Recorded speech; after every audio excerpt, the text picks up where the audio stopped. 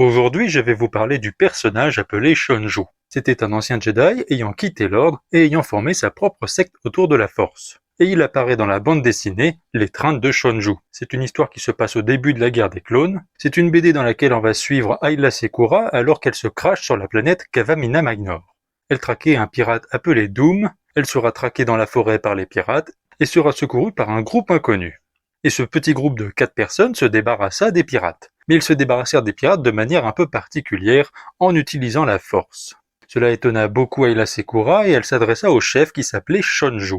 Il y a énormément de flashbacks sur Shonju dans cette BD. On apprend que c'était un Jedi ayant étudié auprès de Yoda et un Togruta. Il utilisait un peu trop sa colère et ses émotions, ce qui fait qu'il ne fut jamais pris comme Padawan par quelconque maître. Au bout de plusieurs années sans être pris en tant que Padawan, il commença à être lassé de l'ordre et finira par le quitter.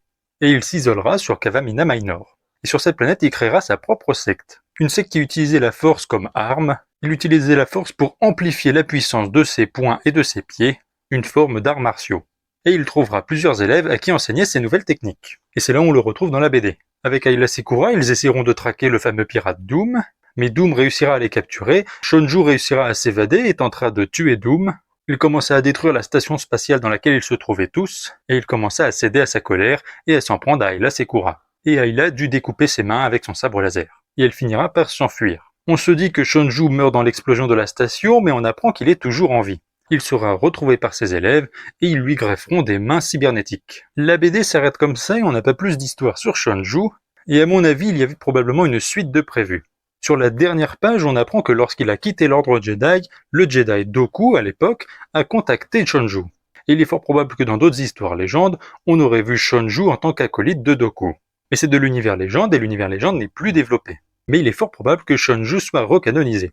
Dans la BD La Haute République, Les Ombres du Flambeau, on a le Jedi Prat Reveter qui se retrouve désarmé. Il perd son sabre laser et se retrouve face à un grand nombre d'ennemis. On dirait que tout est fini pour lui, mais il utilisera une technique, la technique qu'il appellera la technique Shonju. Une technique d'utilisation de la force avec les mains, une technique d'art martial. Est-ce que ça veut dire que Shonju a entraîné le grand maître Jedi Prat Reveter à l'époque? C'est pas impossible. La Haute République se passe 230 ans avant les films. Et la BD sur Shonju, elle se passe pendant la guerre des clones. Donc il y a 200 ans d'écart. Mais Shonju n'a jamais été précisé comme étant un humain. Il y a beaucoup de personnages dans Star Wars qui ressemblent à des humains mais qui n'en sont pas. Par exemple, ces 4-là ressemblent fortement à des humains mais n'en sont pas. D'ailleurs, chacun d'eux est d'une espèce différente.